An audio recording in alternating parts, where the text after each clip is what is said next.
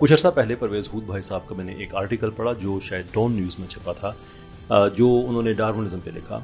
तो वो आर्टिकल पढ़ने के बाद मुझे महसूस हुआ कि परवेज़ साहब इवोल्यूशन के बारे में, डार्विनिज्म के बारे में कोई इतना ज़्यादा शायद जानते नहीं हैं जितना वो क्लेम करते हैं, या आमतौर पर जितना तासुर है कि उन्हें पता है। लेकिन बहरहाल वो एक पढ़े लिखे आदमी हैं, साइंटिस्ट हैं, तो एक आर्टिकल की बेस पे तो आप राय कायम नहीं कर सकते। तो मैं ये रिजर्वेशन लेके मैंने कोई ज़्यादा बात नहीं की। लेकिन रिसेंटली उन्होंने एक लेक्चर दिया है डार्विनिज्म पे, फेसबुक लाइव, एक घंटे का तकरीबन वो लेक्चर था, 1 घंटे से ज़्यादा का। आज का जो हमारा सेशन है इसमें हम बात करेंगे जो उनका ये दावा है, और जो एथियस्ट्स या एथियस्टिक टेंडेंसीज रखने वाले साइंसदान हैं, जो लोग हैं, कि डार्विन का जो नज़रिया इर्तिक़ा है ये एक सेटल्ड साइंटिफिक थ्योरी है। करूँगा मैं ये आज की वीडियो में भी और इस सीरीज़ में जितने भी वीडियोज़ हैं कि मैं पहले उनका एक में चलाऊँगा क्लिप, ताकि ये गलतफहमी ना रहे कि शायद मैंने कोई उनको मिस कोट किया है, और उस पर फिर मैं रिस्पॉन्ड करूँगा कि उसमें गलती क्या है। तो आइए पहले सुनते हैं जो उन्होंने ये दावा किया कि ये एक थ्योरी है। Well, here it goes. तो चलिए यहाँ से शुरू करते हैं। डार्विन का नजरिया इर्तिक़ा, अव्वल तो मुझे ये लफ्ज़ ही बहुत बुरा लगता है। नजरिए से ये तासुर मिलता है जैसा कि बस ये मेरा ख्याल है, मेरा नजरिया है, मैंने ये सोचा है, मेरे नुक्ते नज़र से ऐसा है या वैसा है। नहीं भाई, देखिए साइंस में नजरिया, थियरी को कहते हैं। थियरी बहुत बड़ी चीज होती है, और थियरी चंद ही हैं हमारे पास।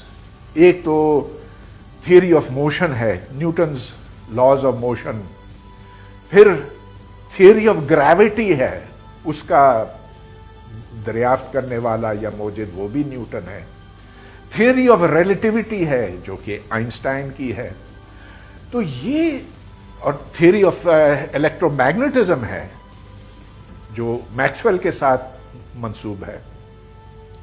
तो ये बहुत बड़ी चीजें हैं, क्योंकि इससे आप सैकड़ों क्या हजारों मुख्तलिफ किस्म के फिनोमेना, मज़ाहिर की तौजी दे सकते हैं, और फिर पेशन गोइयां भी कर सकते हैं। और इसीलिए थियरी का लफ्ज़ जो है वो बहुत बड़ा मकाम रखता है साइंस की दुनिया में। राइट, जो थ्योरी है ये साइंस की दुनिया में बहुत बड़ा मकाम रखता है। एब्सोल्युटली, मैं बिल्कुल इस बात से मुतफिक हूँ कि जो थ्योरी है, जिनकी थ्योरी साइंस की दुनिया में इस लफ्ज़ की बेसिकली जो डिक्शनरी वाला लफ्ज़ है ना थ्योरी, ये एक तरह के नहीं है।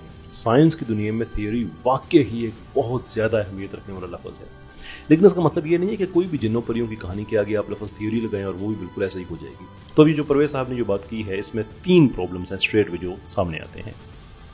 पहला प्रॉब्लम ये है कि बाकी जितनी भी थ्योरीज उन्होंने बताई हैं वो सब की सब टेस्टेबल हैं, वेयर एज डार्विनिज्म सिर्फ पार्शली टेस्टेबल है, सिर्फ एक एलिमेंट उसका, और वो है जिसे हम एडेप्टेशन या हम माइक्रो इवोल्यूशन कहते हैं। मैं अभी उसकी तफसील से बात करूँगा वो क्या होता है। ये उसका एक प्रॉब्लम है। दूसरा इसका प्रॉब्लम ये है कि जो डार्विनिज्म है ये बुनियादी तौर पे ऑपरेशनल साइंस कम और हिस्टोरिकल ज़्यादा है, विच इज़ टू से कि हमारे पास जो एविडेंस होना चाहिए वो हिस्टोरिकल होना चाहिए और बहुत ज़्यादा तादाद में होना चाहिए। ये 2-4 चीज़ें जो हैं वो उससे बात नहीं बनेगी। और तीसरा जो है वो है डार्विन का साइंटिफिक मेथड जो उसने यूज़ किया, यानी कि इंडक्टिव रीजनिंग। ज़्यादा खुद ये एक बड़ा अच्छा साइंटिफिक मेथड है, इसमें कोई गलत नहीं है, लेकिन होपफुली मैं जब उसको बाकी चीज़ों के साथ आपके सामने मैं बयान करूँगा तो by the end of this video आपको अंदाज़ा हो जाएगा कि इसमें क्या गलत है। सबसे पहले ये जो मैंने बात कही कि एडेप्टेशन या जो माइक्रो इवोल्यूशन है वो टेस्टेबल है, बाकी नहीं है। तो हम इसको इसलिए साइंटिफिक थ्योरी नहीं मान सकते बाकी थ्योरीज की तरह कि बाकी आप भले वो मैक्सवेल की हो या न्यूटन की हो या आइंस्टाइन की हो, हम उसको टेस्ट कर सकते हैं विदाउट एनी प्रॉब्लम। नाउ बिल्कुल आप भी कर सकते हैं, लेकिन जो डार्विनिज्म है उसकी प्रिडिक्शन ये है कि जितनी भी स्पीशीज़ हैं ये सारी की सारी इवॉल्व हुई हैं from a single simple cell, and there is a big problem with it. जो मैं दूसरा इसका जो इशू है मैं उसमें इसको एक्सप्लेन करूँगा। बट राइट नाउ हम ये कह रहे हैं कि ये टेस्टेबल नहीं है पूरी तरह से, लेकिन हम जिद कर रहे हैं कि आप इसको टेस्ट करेंगे। तो देखें, जब मैं कहते हैं ना ये पूरी तरह से टेस्टेबल नहीं है, तो जो माइक्रो इवोल्यूशन की हद तक है वो बिल्कुल हम मानते हैं, उसका फॉसिल रिकॉर्ड में उसका एविडेंस भी मिल जाता है। یہ اڈیپٹیشن کیا ہوتی ہے, یہ مائکرو ایوولوشن جسے کہا جاتا ہے, یہ کیا ہوتی ہے؟ یہ ہوتا ہے کہ بیسیکلی کسی ایک نوع کو, کسی ایک اسپیشیز کے اندر تغیرات ہونا, لیکن اسپیشیز اس سے نہیں بدلتی. جیسے گھوڑے آپ لے لیں, دنیا کے مختلف علاقوں میں وہاں کی آب و ہوا کے مطابق کچھ گھوڑے ہوں گے جن کا قد بڑا ہوگا, کچھ کا چھوٹا ہوگا.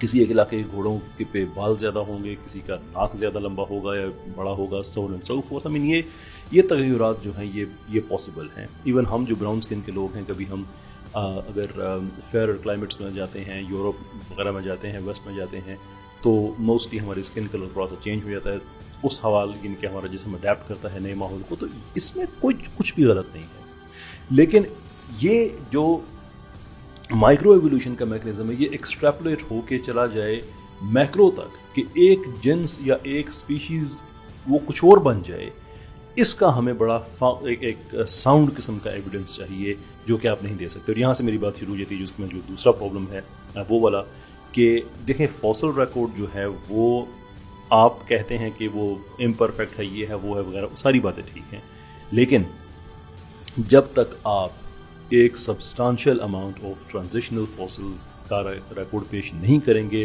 تب تک یہ ذمہ داری آپ پہ ہے کہ آپ کچھ اور ایسا کریں کہ ہم کنونس ہو جائیں کہ یہ واقعی سائنس ہے.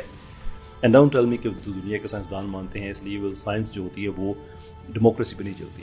ورنہ ڈارون بھی فرنجی تھا, اس کے اور الفرڈ کے علاوہ کون تھا اس وقت ڈارون اپنا ایوولوشن کی بات کرنے والا؟ ان سے پہلے تو لوگ بہت زیادہ تھے, لیکن اس زمانے میں تو یہ دو ہی تھے مین. خیر, واپس آتے ہیں اپنی بات کی طرف, کہ آپ جب تک ہمیں یہ کنونس کرتے رہیں گے کہ دیکھیں ہمارے پاس ایویڈنس تو نہیں ہے, اور میں جب کہتا ہوں ایویڈنس تو میری اس سے مراد یہ ہے کہ آپ کے پاس 2, 4, 6 یا کچھ ٹرانزیشنل یا انٹرمیڈیٹ اسپیشیز کے فوسل ہو سکتے ہیں جنہیں آپ انٹرمیڈیٹ کہتے ہیں, یعنی کہ اس کی تشریح کرتے ہیں, but that is not good enough.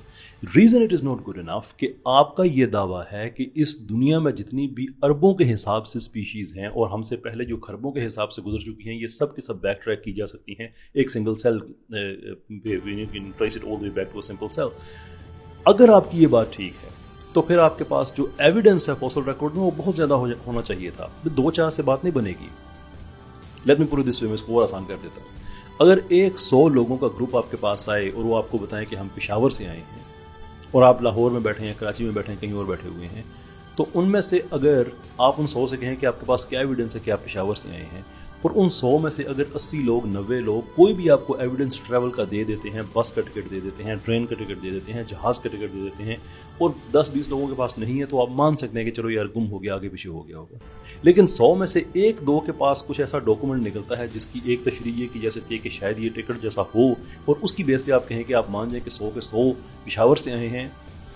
دنیا میں کوئی اس طرح کی لغویات کو عزت نہیں دیتا جو عزت آپ ہم سے مانگ رہے ہیں. سو the onus is on you کہ اگر آپ چاہتے ہیں کہ ہم اسے سائنس مانیں تو پھر آپ بتائیں کہ ہم اسے کیوں مانیں. ایویڈنس آپ نے بہرحال ضرور دینا ہوگا, اس کے بغیر بات نہیں بنے گی. اور جب بات کرتے ہیں ایویڈنس کی, تو یہ کلاسک بے ایمانی کرتے ہیں یہ لوگ کہ مائکرو ایوولوشن کا ایویڈنس ہمارے سامنے رکھ کے کہتے ہیں کہ آپ میکرو کو مان لو.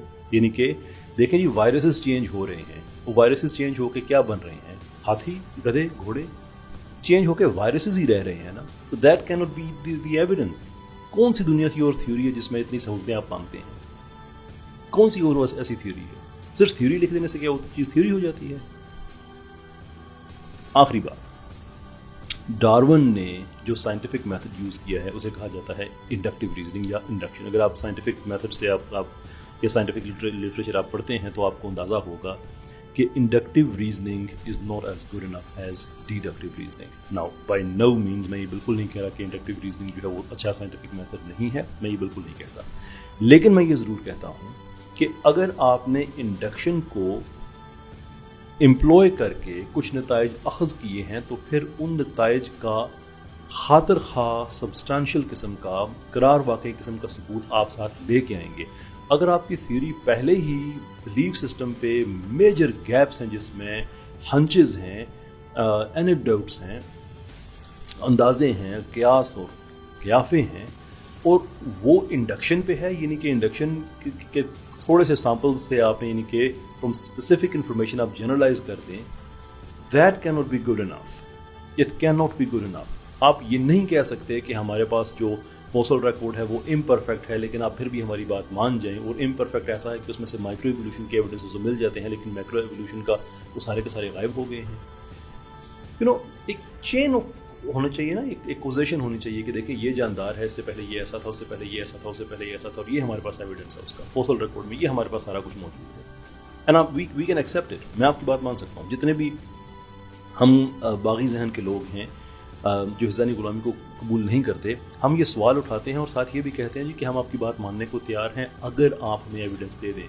واٹ یو کی ناٹ ہیو از کہ ایک طرف آپ انسسٹ کریں کہ نہیں آپ اس کو سائنس بھی مانیں اور ایک ویلڈ اور ساؤنڈ سائنٹیفک تھیوری بھی مانیں، اور دوسری طرف ہمارے پاس ایویڈنس اس لیے نہیں ہے کہ فوسل ریکارڈ جو ہے وہ ایکسٹریملی امپرفیکٹ ہے. یہ ڈارون نے کہا تھا اور اس کے بعد آج تک یہ 150 سال ہو گئے ہیں، یہی جو ہے وہ لگا چلا آ رہا ہے. نا ہوپ فلی اگر حود بھائی صاحب کے جاننے والے اگر وہ یہ ویڈیو دیکھیں تو ان تک پہنچانا چاہیں تو ضرور پہنچائیں.